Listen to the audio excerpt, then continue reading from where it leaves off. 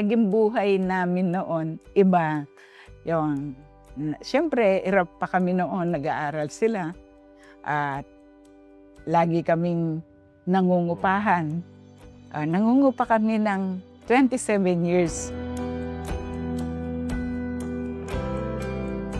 Sabi ko, dati papag lang yung higaan natin, ngayon kutsyon na, sabi ko yung ganon.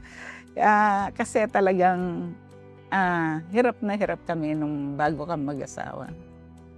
Hanggang sa, ayun, unti-unti pinagkakaloob niya ni Lord ang lahat ng pangangailangan.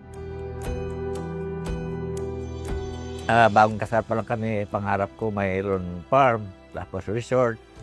Kaya sabi ko kay Lord, thank you Lord. Sabi ko, binigyan mo sa amin ang pangarap po namin.